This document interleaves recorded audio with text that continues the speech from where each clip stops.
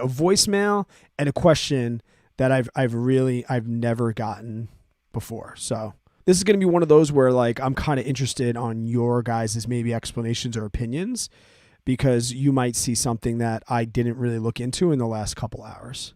Hey Brad, it's Bradley. I wanted to know your thoughts on buying an out of the money leap on a growth stock and then wait till it gets in the money before selling calls against it. I would consider this an aggressive poor man's covered call. And my understanding is that first month or two before the leap becomes in the money, that value of the call will be increased a lot more than if you were to do the cover calls in that same period. And then once it's in the money, you can sell calls to not leave money on the table. I understand it has more risk to it than just buying it in the money call and selling calls against it, but I wanted to know your thoughts on this. Thanks. Okay, so a couple things just right off the bat. Number one, he made an assumption that it's going to be in the money within a month. Major, major, major assumption. The other thing that I want to mention is the call, the covered call, the short leg of a poor man's covered call. The value of the premium, it does not matter what the leaps it was, right? Like you don't get more premium on your short call just because it's a leaps or just because it's an out of the money or in the money leaps. So I'm going to take the whole short call out of it and really just evaluate the two leaps options, one being in the money and one being out of the money.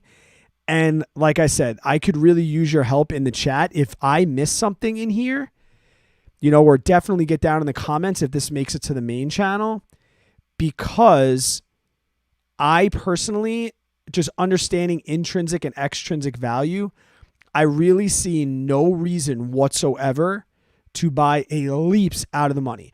I totally understand short-term out of the money call options. I understand their risk, but I also understand they have an amazing possibility to make you a lot of money. I tend to work more on a probability standpoint, but they definitely have the possibility to make you a poop ton of money. And I apologize once again for those of you that are watching on a phone. I'm going to speak everything out, so you don't really need the visual, but it might help. So let's jump over here. Okay, so essentially what we're going to be looking at right here is this is two HPQ calls.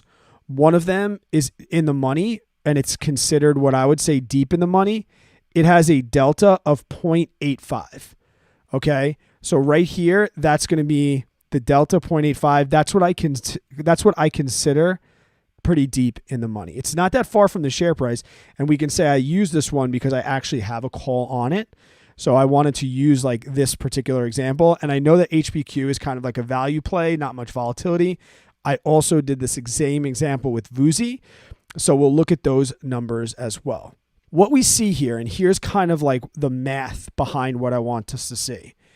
If we look, this thing had a premium of $8.45, right? And we know that's broken into extrinsic value and intrinsic value. And if you don't know what intrinsic and extrinsic value are, I have videos on it. I can go more in depth, ask a question in the chat. But in simple terms, it's actually the video I just released on the main channel talked about these two.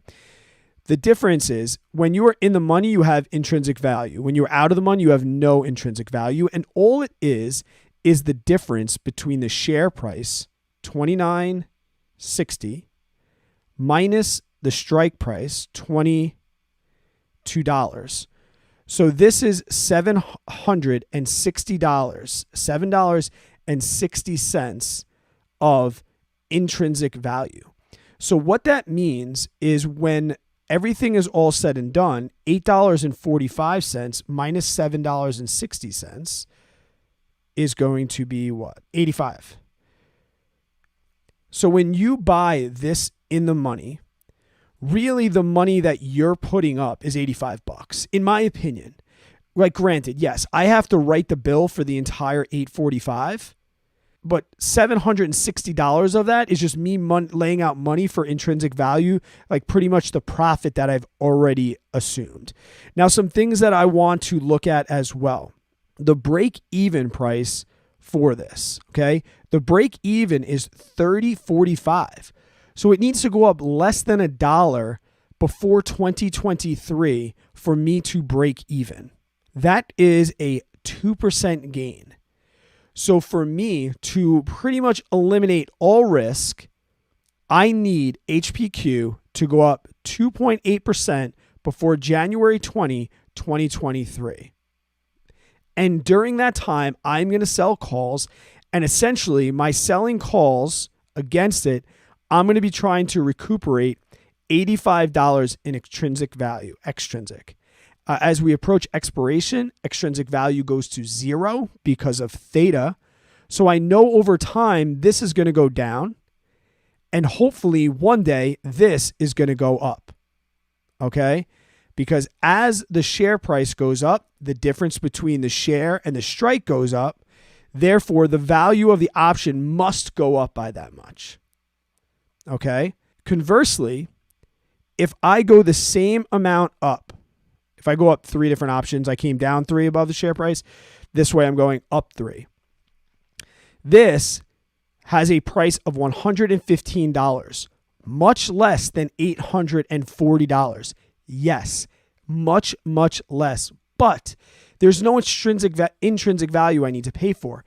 It's all extrinsic. So essentially the difference between these two options is 115 minus 85. Okay? So what is that, $30?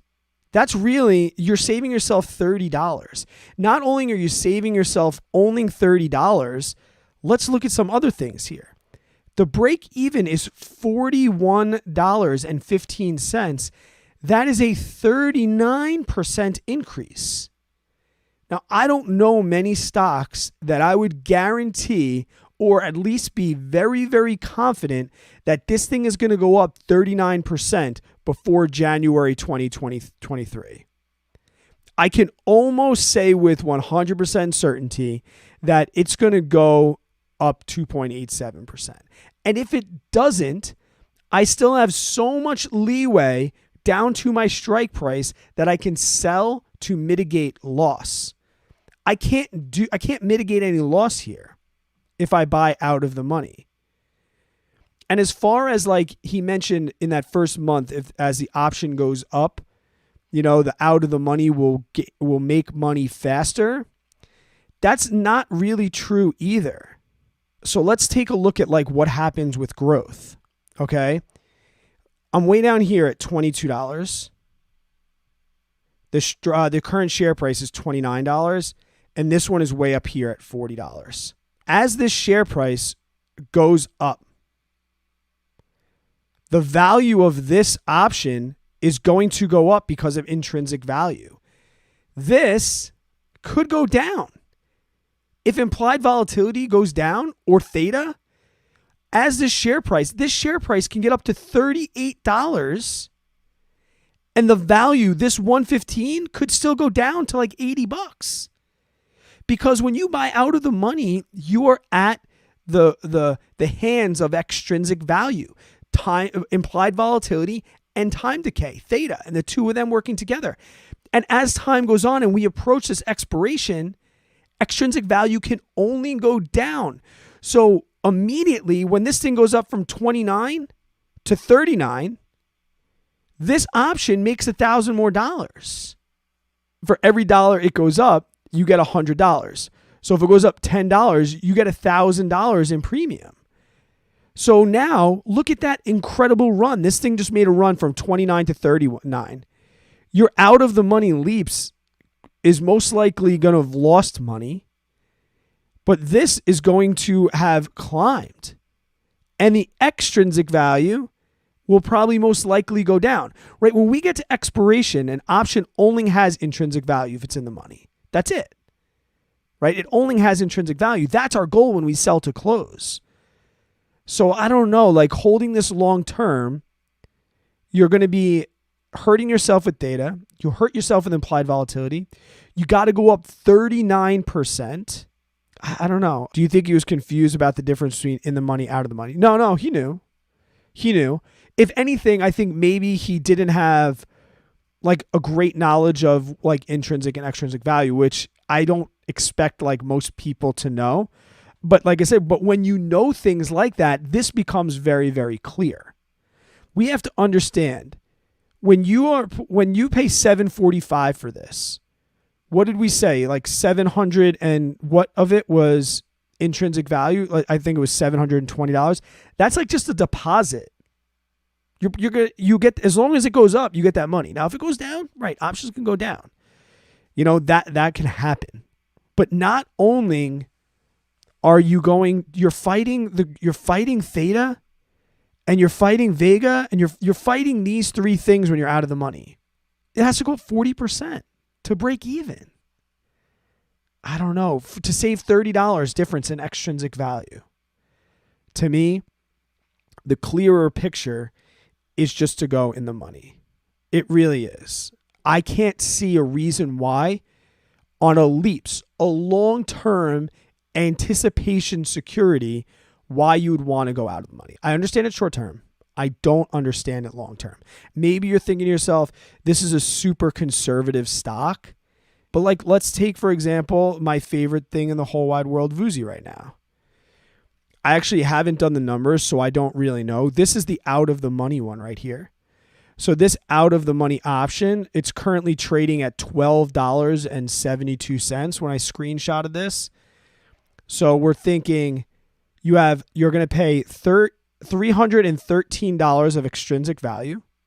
You're not going to get any intrinsic value. You're not going to have to put it up either as a deposit. You need VUSI to go up 81.84% by 2023. The break even is 23.13. Now, once again, guys, I show you these examples because I show you things I'm doing. You see this +2 here. This is a call option I currently have. I'm not just picking stocks to like fluff numbers. I'm showing you like this is the things that I have. Right now, this one has a leverage of 0.92. This is essentially 92 shares of VUSI. So if the current share price is $12.72 and the strike price is $5, that means 2, 7, this goes away, up to 12 is 7. So that means 772 of 840. This is going to be our intrinsic value, right? This is the deposit that I'd pay of this 840. So 840, I'd have to do this. This would become a 3. So 3 and 7 is 6, and this would be 8. So you pay, there's $68 of extrinsic value here. That's going to be eaten away. And all I need this to do is go up 5% to 1340. And I can make back $68 of extrinsic value on the poor man's covered call.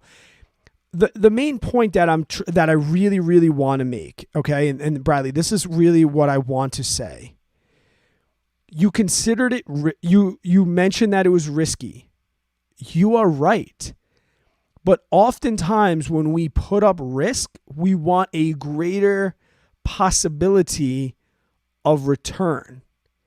I don't see that in this particular strategy of a long-term LEAPS option and the poor man's covered call. Like I said, it's not like when you go to write your short call, the brokerage is like, ooh, he's writing this short call with a former out-of-the-money LEAPS option. We need to give him more premium. The premiums are the same on the calls, so it doesn't matter. And you're making the stock have to work harder to break even on your buy. I hope that makes sense to me, and that's the only way I can really think of it.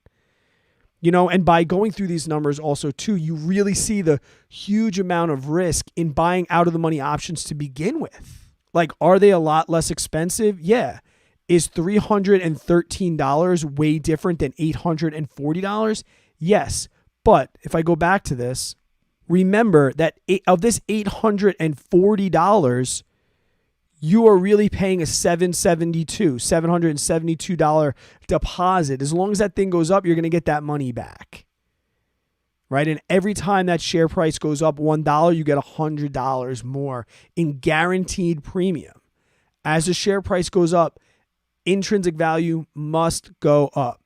Now, the share price can go up and the value of the option can go down because of that extrinsic value. That's what Ivy crushes, right? The share price keeps going up and up and up, but implied volatility goes down and down and down as we approach theta. So that extrinsic value shrinks. And you're like, holy shit, my intrinsic value is going up. Why is the overall value of that option going down? It's because of the extrinsic value. That's really the way I see it. And I hope that answers your question. And I'd love to continue that conversation. If I did miss anything, I don't think I did. And the numbers really kind of worked out for me. But I hope that answered your question.